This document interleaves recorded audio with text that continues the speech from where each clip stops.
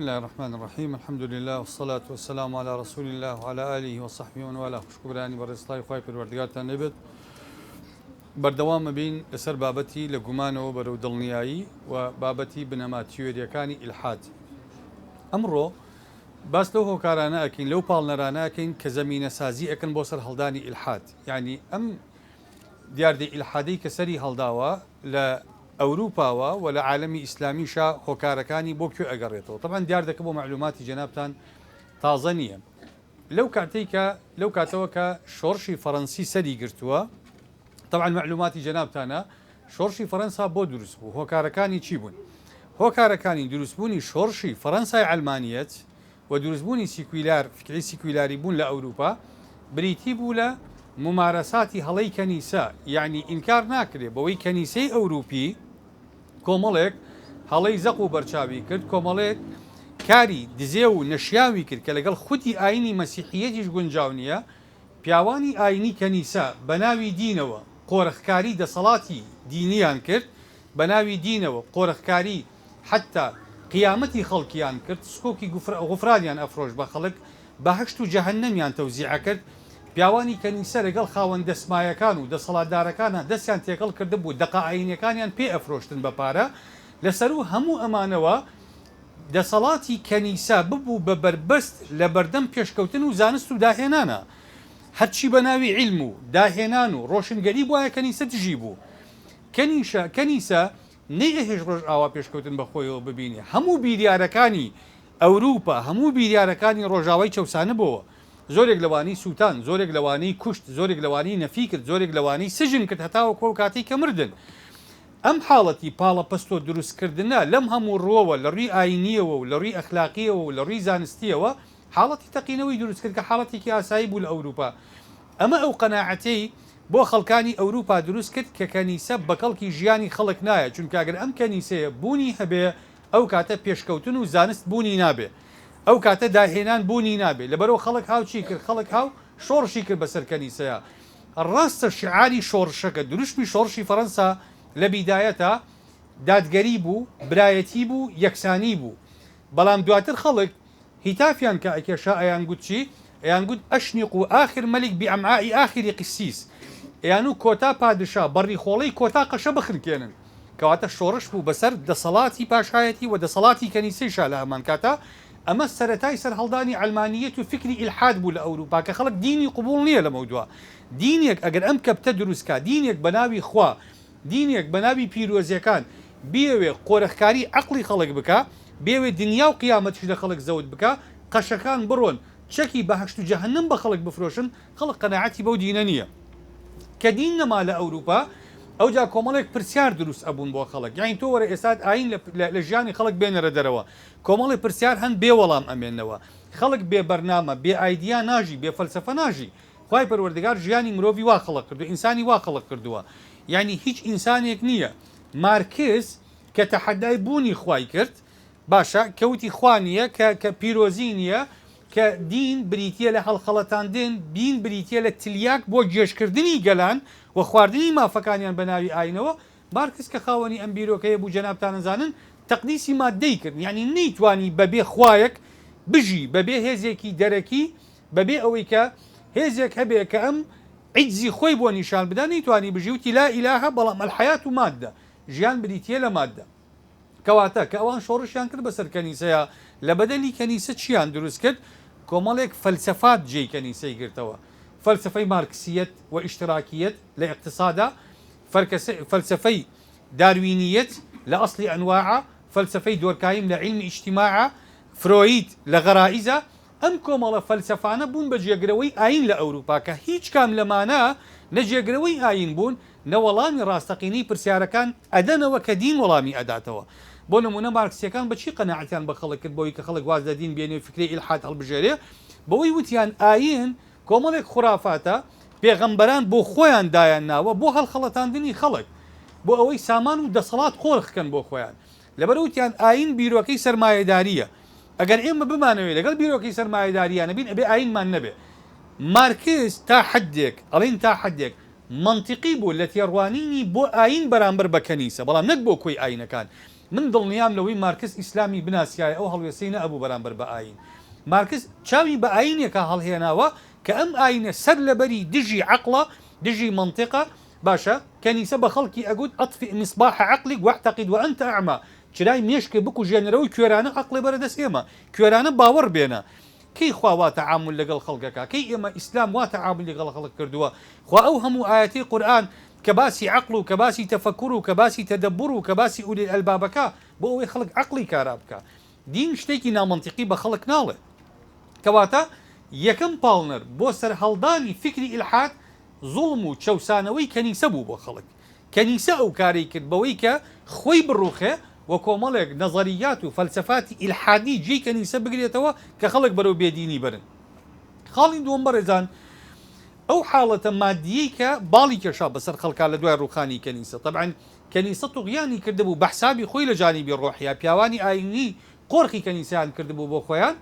دواتر ئێوە ئەو قاعدە فیزیایی هەمووتانی زانن کە ئەڵێ لكل فعل رد فعل يساويه في المقدار ويعاكسه في الاتجاه.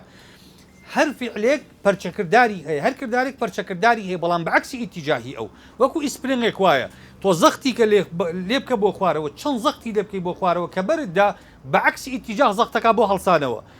کەنیسەش کە ئەوە زەختی کردبوو بەلایەنی ڕوحیا، خەڵک کە لە سوڵتانی کەنیسە کە لە دەسەڵاتی کەنیسە دەرچوو توغیانی کرد بەلایەنی مادیە. مادە مارکس تەقدیسی مادەی کرد کە لە دەستی کەنیسە دەرچوون. ئەم جانی بە مادیە لایەزال هەر ماوە. هەستەوەرەکان بوون بە پێوەەر بۆ بڕیاردان، بوون بە بیر و باوەڕ بۆ خەڵک، خەڵک قەناعەتی بۆ دروست بوو، ئەوەی بە عەقڵ، ئەوەی بە دەست، ئەوەی بە بۆن، ئەوەی بە تام دەستی پێنەگا، هەستی پێنەکە، ئیمانی پێناهێنێ. کەواتە ئەم لایەنە مادیە زاڵ بوو بەسەر خەڵکە، خەڵک وای لێ هات ئینکاری غەیبیاتی کرد. ئەوروپیەکان بە تایبەتی ئەو شۆڕشە عەلمانیی کە دروست بوو غەیبیات بوونی نەما لە ذهنی ئینسانی ئەوروپیا، ژیان بوو بۆ مادیەتەی کە خەڵک تیا ئەژی، ئەو 52 ڕۆژەی کە خەڵک تیا ئەژی خەڵک بۆ ئەو ڕۆژە ئەژی.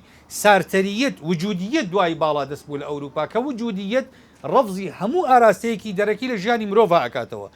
یعنی وجودیەکان قەناعەتیان وایە ئەڵێن بەوەی الوجودی الحق، كم وجودي كم إنسان زور وجوديك حقه هو الذي لا يقبل أي توجيه من الخارج أو كسيك كهيج أراستيك لدروي خوي ورناقله أوروبيا كان أم قناعتيان هي استا ئەڵێ تۆ خۆت ئەبێ ئاراستەکاری خۆت بێ، حەز و ئارەزوو پێداویستیەکانی ژیانی خۆت ئەبێ بکرێ بە ئاین، ئەبێ بکرێ بە ئایدیا، ئەبێ ئینسان ئاوا بژی. ئێستا ئەوروپیەکان ئاوا ئەژین، ئەڵێن وجودی ڕاستەقینە ئەو کەسەیە کە شەرم لە جەستەی خۆی ناکا. تۆ ئەندامێکی جەسەد، هەر ئەندامێکی جەسەد وەکو دەموچاوت وایە، ئەگەر دەرکەوێ عیبەی چییە؟ سێکس وەکو خواردن وایە، تۆ بۆ پێ عیب نییە لە بەرچاوی خەڵک نانە بکەی، بۆ پێ عیب بێ لە بەرچاوی خەڵک سێکس بکەی. ئەمە غەریزەیەکە جەستە داوایەکە. ئەو ئاراستە دەرەکیانی کە پێ دەڵێن ئەمانە هەڵن خۆیان هەڵن، ئاین، کللتوری کۆمەڵایەتی، ڕەسەنایەتی، بەهای مرۆڤایەتی، ئەڵێ ئەمانە بوونی نییە. تۆ ئینسانێکی بۆ خۆت بژی، بۆ غەریزەکانی خۆت بژی، لە پێناو خۆتا بژی. ئەمە ئێستا لە ئەوروپا فکری سائیدە، ئەمە ئێستا لە ئەوروپا ئەوروپیەکان ئاوا بیرەکەنەوە. ڕاستە توێکڵی ئاینێک هەیە لە ئەوروپا کە پێی ئەوتێ کەنیسە و مەسیحیەت، بەڵام ناوەڕۆکی ژیانی کۆمەلگا ئەوروپیەکان ئیلحادە، وجودیت ئەی بابڕێوە. ئەگینا لەکوێی ئاینی کەنیسەیە ڕوتوقوتی ئافرەت ڕێگە پێدراوە، لەکوێی ئاینی کەنیسەیە ئەو حاڵەتانی کە ئێمە ئەیبینین لە سوخۆری و لە مەیخۆری و لەمانە حەڵاڵە. ئێمە ئێسەش ڕاهیبەکانی کەنیسە ئافرەتەکانی کەنیسە ببینە وەکو ئافرەتانی موسڵمان ئاودامان باڵاپۆشن. ئەمە جلوبەرگی ئاینی مەسیحیەتە. ئەگەر ئەوروپیەکان مەسیحین کوا جلوبەرگەکانیان، ئەگەر ئەوروپیەکان مەسیحین کوا پابەندبوونیان بە ئەخلاقی مەسیح و کەنیسە و ئینجیلەوە، وجودی نەماوە. کەواتەوەی ئێستا بەرقەرارە لە ئەوروپا ئیلحاد و مادیەتە.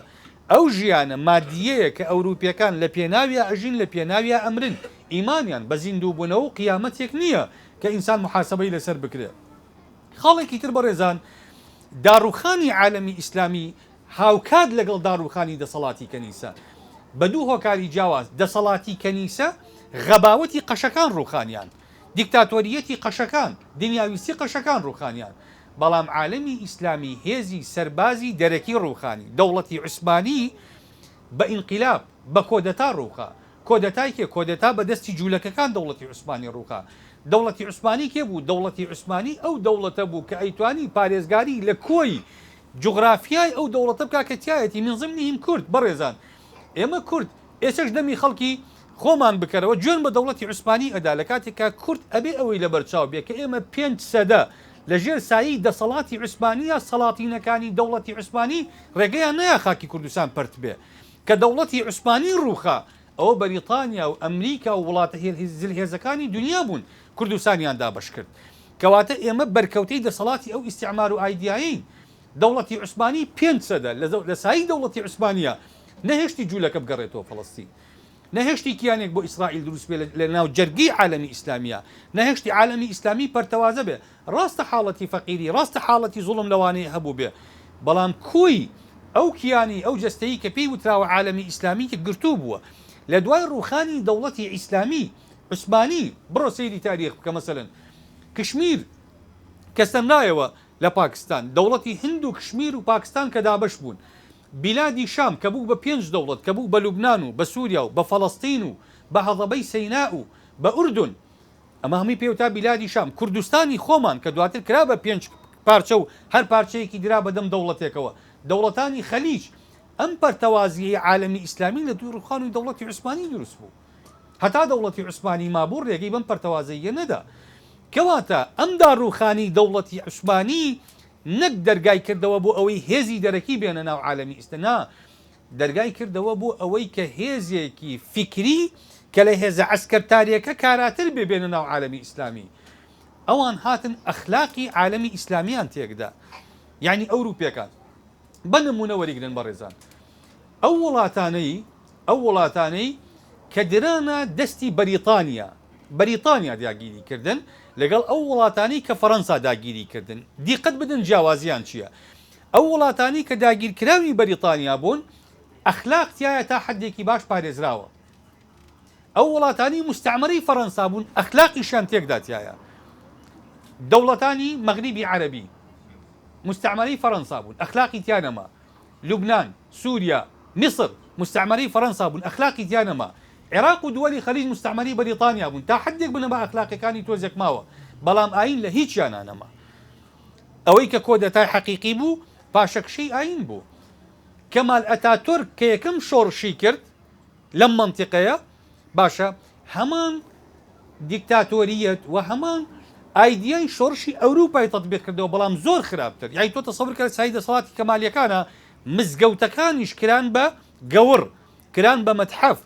خەڵک مەمنوع بوو جلی ئیسلامی لەبەرکە بانک مەمنوع کرا زمانی عەرەبی مەمنوع کرا زمانی قورئان مەمنوع کرا ئەو جیلەی تورکیا بە تەواوەتی لە ئیسلام دابڕا خەڵک لە ناسنامە نەتەوایەتەکەی لە ناسنامە ئاینیەکەی نەما هیچ نەما ئەمە لەکوێ ئەمە لە ناوجەرگەی دەوڵەتی عوسمانیە ئەم حاڵەتە ڕوویدا لە پارچەکانی تری دەوڵەتی عوسمانیە خراپتر قەومە ئیبن خەلدون لە مقدیمەکەیە ئەڵێ دایما ئەو خەڵکانەی کە وڵاتەکانیان ئەبن بە ژێر چەپۆکە و ژێردەستی وڵاتانی زلهێز ئەڵێ ئەو وڵاتانە هێزە معنەویەکانیشان لە دەست ئەدەن بۆ چونکە تەفسیرێکی هەڵە بۆ ئینسان دروست ئەبێ قەناعەتی وای لێیە کە ئێمە داڕوخانمان و ئێمە شکست خواردنمان هۆکارەکەی باگراوندە ئایدۆلۆجیەکەمانە خەڵک ئێستا شواتی ئەگا ئەوروپا کە پێشکەوتووە بە ئیلحاد و ئیباحیەت پێشکەوتووە عالەمی ئیسلامی کە دواکەوتووە بە دین دواکەوتووە لە کاتێکا بەڕێزان پێشکەوتن و تەکنۆلۆژیا عەلاقەی نییە بە ئاینەوە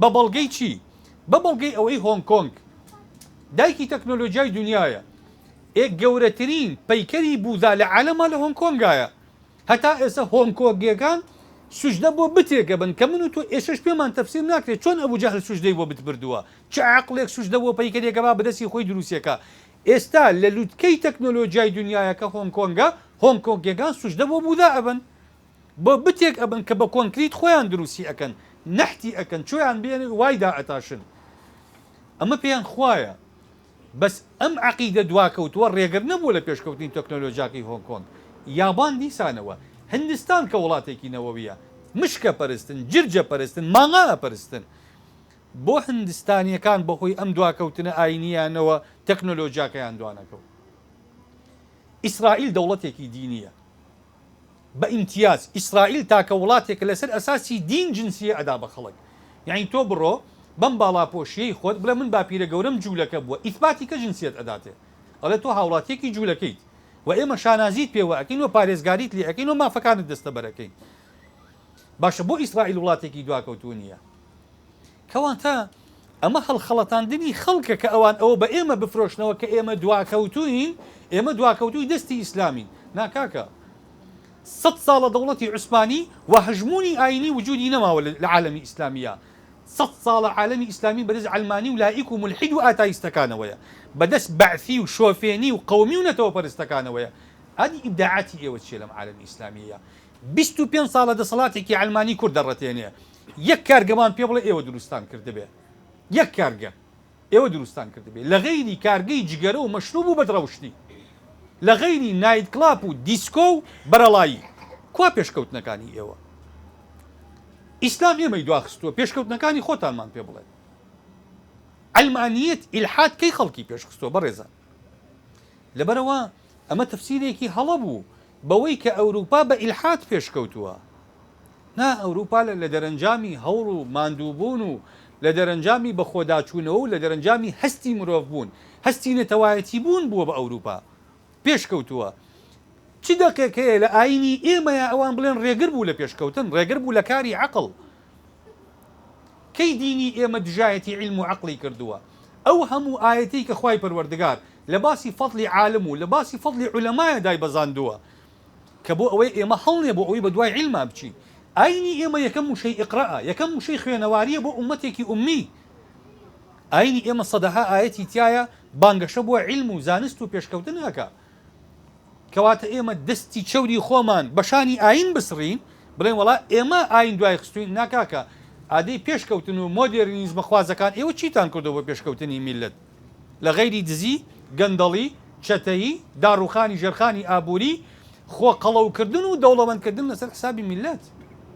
ئێوە پێشکەوتنەکانتانمان پێ بڵێن. ئەگەر ئیسلام کۆنە پەرستیە، نوێ پەرستیەکەی ئێوەمان پێ بڵێن، پیرۆزی و بەها ئەخلاقی و قیەمەکانی خۆتانمان پێ بڵێن. ئێمە شانازی بە کۆنە پەرستی خۆمانەوە ئەکەین. هەموو تازە نوێگەرایەتەکەی ئێوە بەدڕەوشتی و لاساری و بێدینکردنی خەڵک بووە. خەڵکتان فێری دزی کرد، خەڵکتان فێری ئەوە کرد کە نیشتیمانی خۆش نەوێ، خەڵکتان فێری ئەوە کرد مناڵەکانی دەرخواردی قرش و حوتی وڵاتانی دنیا بە ئەوە لە ژیان بێزارە لە وڵاتەکەی خۆیان. ناسنامەی نەتەوەییتان نەهێشت، ناسنامەی کەسێتی تاکی کوردتان نەهێشت. هیچ کوردێک ئەمڕۆ شانازی بە کوردبوونی خۆیەوە ناکات، هیچ گەنجێک شانازی بە ناسنامە نەتەوایەتەکەیەوە ناکات.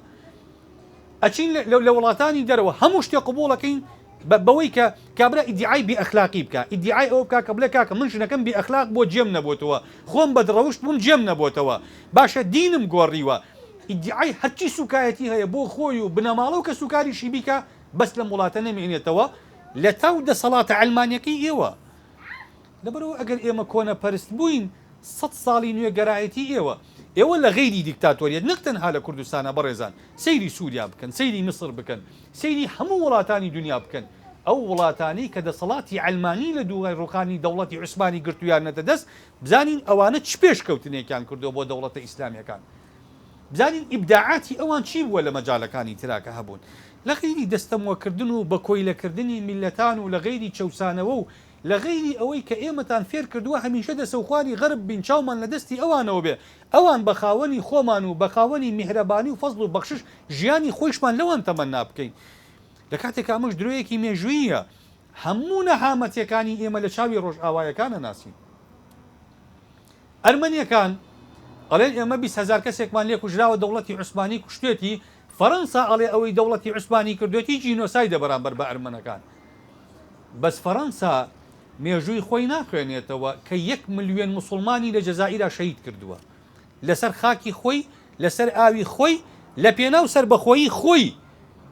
بەس فەڕەنسا ئەمەی فەڕەنسا کردوێتی نەتیرۆرە نەجینۆسایدە، ئەمە وڵاتێک کردوێتی کە بە دایکی داموکراتیەتەکانی دنیا ئەناسێنرێ کە ئێمە پێوانەڵێن فەڕەنسامان بە نموزەج بۆ دێننەوە. باشە ئەگەر تورکیا بەرپرسیارە لە خوێنی ئەرمەنەکان، ئەیکێ بەرپرسیارە لە خوێنی 1 ملیۆن شەهیدی جەزائیری؟ چێ بەرپرسیارە لە خوێنی ئەمانە بەڕێزان؟ بۆیە علمانیەکان عاقڵ نین، عادل نین لەگەڵ پرسە ئیسلامیەکانە. ئەوان خیانەت لە ئێمە ئەکەن، فێڵمان لێ ئەکەن. چۆن هەموو داهات و هەموو دەسەڵاتی ئەم وڵاتانیان دزی، عەقڵ و ژیری میلەتانیشان دزی لەم وڵاتانە.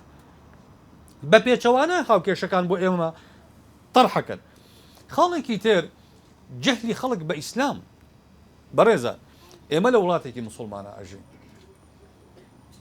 من تەحەدا ئەکەم پەیامنێری هەر کەناڵێکی بەڕێز بڕواتە ئەو بازاڕە ئەو پیاوانەی پیاوی یەکژنەکان داماون دوو ژن و سێ ژن و چوار ژنەکان کە بە جوملە تەلاقیان هەیە ئەدوان بە جوملە بەکاری بێنن باشە لێیان بپرسن بڵێ کە تۆ زەواجەکەی چەند تەلاقی هەیە و ئەم تەلاقانە چۆن بەکاردێن و چۆن پەیوەندی خێزانی ئەبچڕێنێ ئەگەر لە هەزارە یەکێک زانی باشە ئەو کاتە ئەم قسانی ئێمە ئەیکەن ڕاستین بنەمای علمی و زانستیان نییە لە هەزار کەس بپرسە پرسیارێکی سووی لێ بکە بڕۆرە خە لای خاوەن پیشەکان زەڕەنگەرەکان وشکە فرۆشەکان گۆشت فرۆشەکان بزانن لە ١٩٩یان حەڵاڵ و حەرامی مەعاملەکانی خۆیان نەزانن نایزانن ئێمە بەچی موسڵمانی هەر بەوەی نوێژەکەین ئەوە ئێمەی مولتەزیم و دیندار خۆ مولحید و ئاتایستەکان ئەوە هەر نەیان کردبێ دەقێکی عەرەبی نازانن بخوێنەوە ڕخنە لە قورئانەگرێ وەکو چی دێتە پێشتاو بەڕێزان وەگەوە وایە من نامەیەک بۆ بەڕێزت ئەنێرم بە ئەنگلیزی بۆ دەنێرم جەنابەت نامەکە سەیرەکەی نەتیەی ئەگەینە ئەزانی بیخوێنیتەوە باشە دوایی کەسێک پێ دەڵێ ئەڵێ ئەو نامەی دکتۆر خالی دەخوێنەوە ئەڵێ وەڵڵی پڕە لە شتی خراپ هەمووی دواکەوتوی ئەوەیە ئەڵێ زەحمەت نەبێ چی لێ تێگەیشتی وەڵڵا خۆ من نایزانم بیخوێنمەوە ئەی چۆن حکمە دەیکە بە کەڵک نایە چۆن حکمە دەیکە دواکەوتووە ئەمانی کە ئەمڕۆ بیرۆکەی ئیلحاد بە خەڵکە فرۆشتنەوە دەقێکی عەرەبی نازانن بخوێنەوە پەیامەکەی خوا بە عەرەبی هاتووە کاکە تۆ نازانی عەرەبی بخوێنیتەوە تۆ فاعیل و مەفعول بهی لێک جا ناکەیتەوە باشە مەبنی للمەعلوم و مەبنی للمەجهول نازانی فعلی ماضی و مضارع لێک جا ناکەیتەوە مبتدا و خەبەر لێک جا ناکەیتەوە قل و فل لێک جا ناکەیتەوە تۆ چۆن نەقدی قورئانەکەی کە کەلامی ڕەب العالەمینە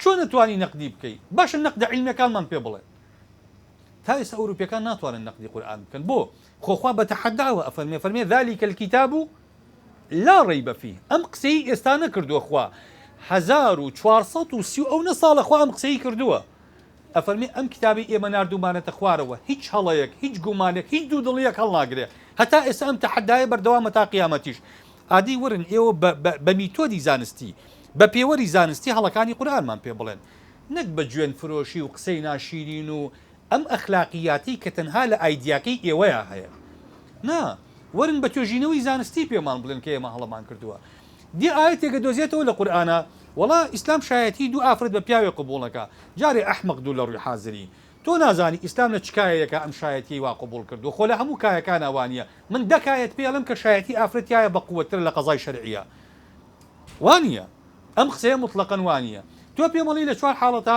ئیسلام دوو ئەوەی پیا و میراتی ئەیا بەژن دەمن 20 حاڵەتی پێ ئەڵم کە ئیسلام بەژن زیاتر لە پیاوەیە کە لە کاتێک ئاژن و پیاوەکە لە یەک پلەی شابن لە 33 حاڵەتی میراتی ئافرەت چوار حاڵەتی پیا و دوو ئەوە میراتی ژنەبا بۆ لە ئێمە کراوە بە دێوە زمە کەواتە ئەمە لە جەهلێکی مڕەکەبی ئیلحادیەکانەوەی ئەم قسانەکە ئیکەن بەرامبەر بە ئیسلام ئەو داوای یەکسانی بۆ ژن و پیاوەکە ئیسلام یەکسانی نەکردووە زوڵمی کردووە لەکوێی ئەوروپایە یەکسانی کراوە یەکسانی بەرامبەر بە ئافرەت بکرێ ئافرەت بەدبەختە بێ من دووسێ نمونەی بەسیط عەرزی خوشکان و برایانی خۆمەکەم وەرن با یەکسانی تەطبیقکەین تیپێکی دوو گۆڵی ئافرەتان بێنە و بەرامبەر بەرشەلۆنە داینە بشڵێ ئەمە لە کاسێکی جیهانیە ئەبێ بەرامبەر یەک بوەستنەوە چ عاقڵێک چ ئینسانێکی بە ئەخلاق ئەمە قبوڵەکە خۆشڕ و ڕیانەکەن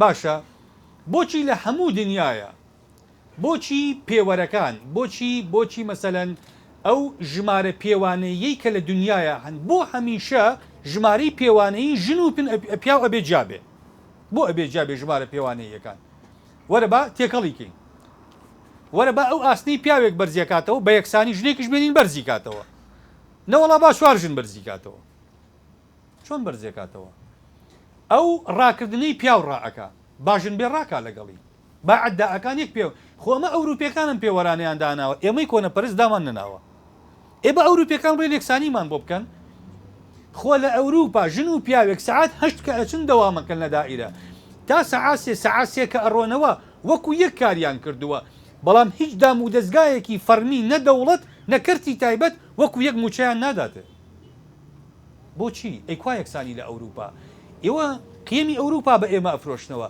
ئەمە مامەڵەکانی ئەوروپای لەگەڵ ئێوە ئەمە پێوەرەکانە ئیسلامیش کە هاتووە نەیوتووە پیاو لە ژن باشترە قەت یەک دەقمان بۆ بێنە وتبێتی پیا و لە ژن باشترە. خوا فەرمێتی ئینە ئەکرەمەکم عند الله ئەتقاکم لە کۆمەڵی ئەحکامی قەضائی ئەحکامی مالی کە ئەویش ڕەبتی هەیە بە ئەرک و مافەوە.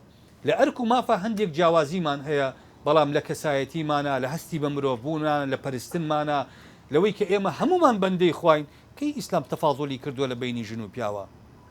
علمانیەکان جەهلی مڕەکەبیان هەیە بەرامبەر بە ئیسلام. ئەم نەزانیە وای لێکردون ئیسلامیان قبوڵ نییە. قاعدەیەک هەڵێ ئەلئینسان عەدوو ما جەهیل. ئینسان دوژمنی ئەوەیە کە نایزانێ. ئەمانە بوون بە دوژمنی شتەیە کە نایزانن.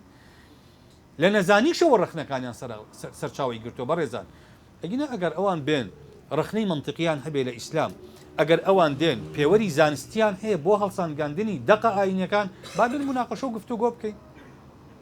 بەڵام نەک تۆ لە جەهلی خۆتەوە بڕۆی بەگژ ئیسلامە. خاڵێکی تر بەڕێزان، ئیسلام سەیری بکەن لە هەموو دنیاە بە سەدەها دەستگای ڕاگەیاندن کار لەسەر ناشرینکردنی ئیسلامەکە. لە ئەوروپا سەیری ئەوروپا بکەن، کەناڵەکانی ئەوروپا بکەن. باش لە لای خۆمان و کەناڵەکانی ئەلمانیەکان بچووکترین شت مسڵمانێک بیکە لێمانی ئەەکەن بە هەڵڵا، لێمانی ئەەکەن بە عیبە. عیبەکەش نادرێتەوە پاڵەوی کە مسلمانێک مەسەلەن منم کابرایەکی بەناو ئیسلامیم هەڵەیەکم کردووە، عیبەیەکم کردووە، لە پێش ئەوەی ناوی من بڵێ ئینتیما ئیسلامیەکەمە خوێنێتەوە، فڵان کەسێک کە خۆی بە ئیسلامی ئەزانی و ئاوا ئەڵێ. یعنی هێرشەکە لەسەر مسلمانانە، لەسەر ئیسلامە، نەک لەسەر کەسەکە خۆی. ئەوان خۆیان هاتوون کۆمەڵێک ئایدیا ئیشیان لەسەر بڵاوکردنەوەی کۆمەڵێک ئەفکار، کۆمەڵێک تەیاراتی فکری کردووە، خۆیان ئیشیان لەسەر کردو، دوای بە ئێمەی ئەفرۆشنەوە. داعش کێ دروستی کرد کە ئێمە ئێستا بەرپرسیارین لە هەڵەکانی داعش؟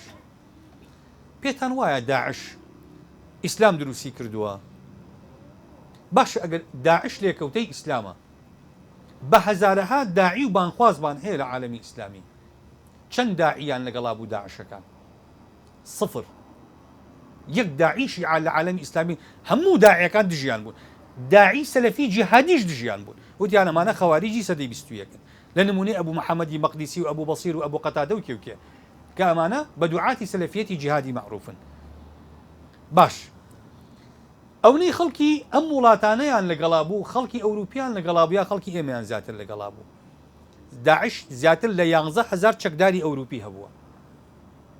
باشە لە هەموو کوردستانی ئێمە 30 کەس نەچووە. هەندێک دوول لە ڕووی ئێوە دەبەنگی بەناو بەرپرس لە وەزارەتی ئەوقاف و وەزارەتەکانی تریشە، یان و داعش پەروەردەی حوجرەکانی کوردستانن. کام حوجرەی کوردستان داعشی پەروەردە کردووە؟ مەحوی و نالی و ئەم شاعیر و کەڵە پیاوانەی کورد سیاست مەدارەکانیشمان پەروەردەی حوجرەکان بوون. کوا ئەوانە داعش بوون؟ دوای ئەوە داعش لە شوا سەری هەڵدا بەڕێزان؟ لە هەناوی معاناتی سووریایە سەری هەڵدا. چێ عەقڵی تەسەوور ئەکا داعش توانی بەتی بە 300 کەسەوە لە 3 سەعاتە و شارێکی وەکو مووسڵ بگرێت کە دووەم گەورەترین شاری عێراقە؟ ئەگەر ئەمە سیناریۆ نییە، ئەگەر ئەمە سیناریۆیەک نەبوو بۆ ناشرینکردنی ئیسلام و بۆ ماڵکاولکردنی ئەهلی سونەی عێراق، چونکە بۆ مەعلوماتتان هەر منتیقەیەک شیعی تابوو بێت داعش شەڕیتیان نەکردووە.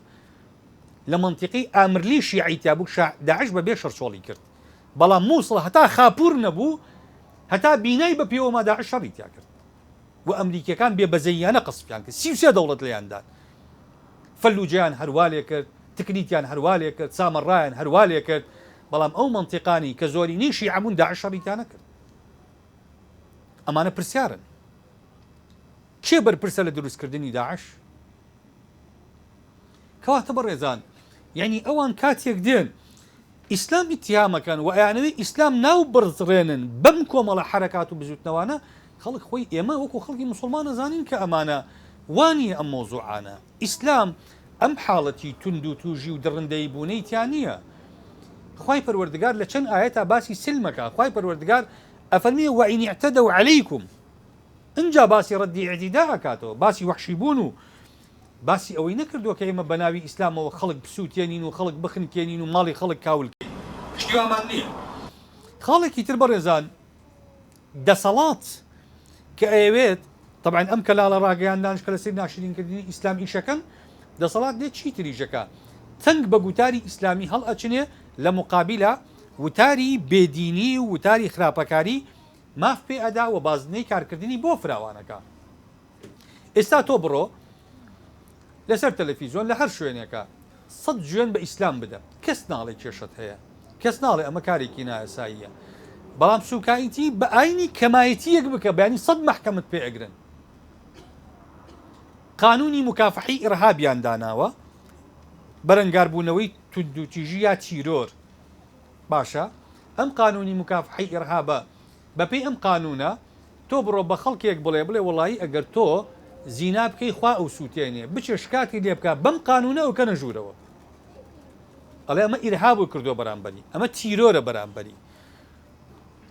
لە مقابلە بڕۆ وەرە بەراورد بکە لە یەک مزگەوتی کوردستانە دەرسی عام نەماوە کە دەرسە عامەکان خەڵکیان فێری ئەخلاق و ئیمانە کرد، لە بەرامبەر داخستنی مزگەوتەکانە بە هەزارەها کافیتریا و یانەی شەوانە بۆ گەنجان کراوەتەوە. بۆچی؟ بۆی خەڵک فێردین نەبێ، خەڵک فێری ئەخلاق نەبێ. ئەگەر هاتوو علمی دنیای پێبێ لێ هاتووی لێوەشایی دنیای هەبێ ئەم کەس هیچ پۆستێکی کارگەڕی پێنادەن بەس لەبەر ئینتیماکەی.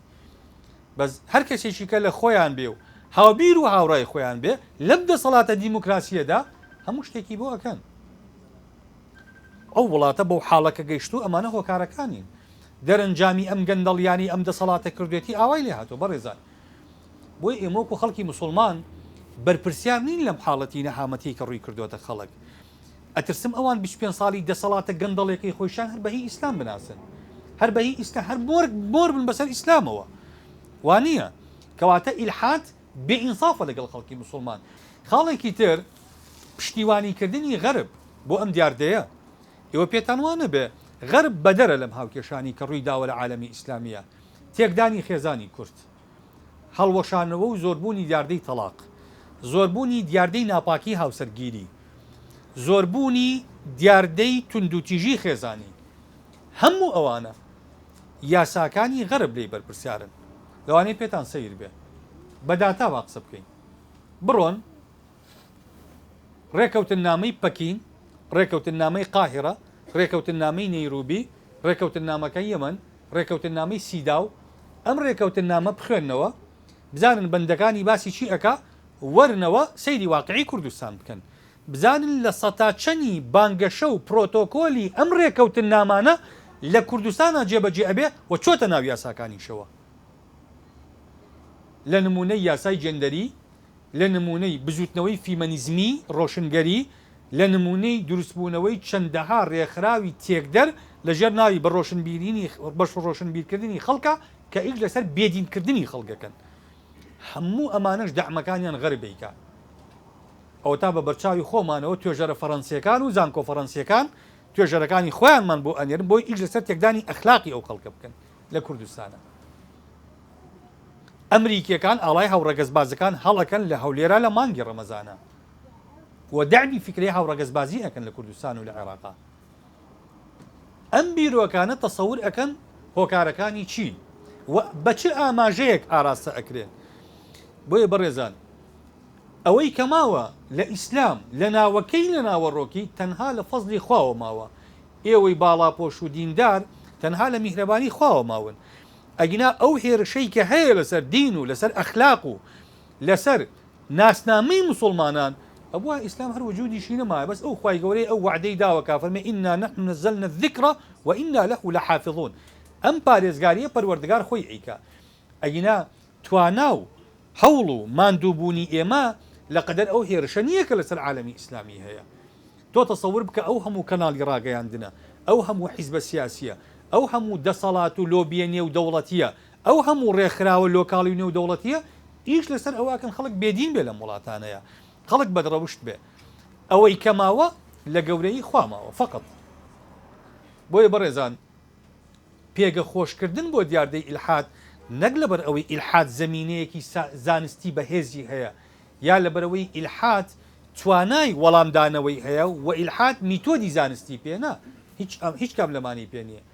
ئیلحاد هاتووە بە ناوی ئازادی، دیموکراسی، بە ناوی مافی مرۆڤ، بە ناوی یەکسانی گەنجی ئەم وڵاتی سەر لێ شێواندووە، گەنجی ئالوودەی تلیاک و یانەی شەوانە و بەدڕەوشتی و فەیسبوک و تەکنۆلۆژیایەکی بێ ئامانج کردووە ژنانی ئەم وڵاتی سەر لێ شێوانووە بە ناوی هەوڵی یەکسانی بوون لەگەڵ پیاو بە ناوی هەوڵی نەهێشتنی تونند و تیژی دژ بە ژنان لە کاتێکە هەموو ئەو داتایانی ئەمان بە قسە ئەڵێن ئیشمان لەسەر نەهێشتنی کردو ڕوو لە زیادبوون بوون بە عملی ڕوو لە زیادبوونن بۆ هۆکارەکەی چییە؟ هۆکارەکەی ئەوەیە ئەم سیاسەتی دەسەڵات گرتوێتێ بەر سیاسەتێکی شکست خواردووە بێدینکردنی خەڵک لە بەرژەوەندی دەسەڵات خۆی نییە چونکە گەنج کە دینی نەما ئەبێ بە بندکێش و تلیاکێش ئەبێ بە پیاوکوش بێ هیوا ئەبێ لە ژیانی خۆی باشە پاڵ ئەداتە پاڵ جەریمە من کۆتایی بەو نەدێنم لەم ڕۆیە إن شاء الله لمحاضركاني داهاتوا دير جواب وتكمان دين وصلى الله وسلم وبارك على سيدنا محمد وعلى آله وصحبه أجمعين.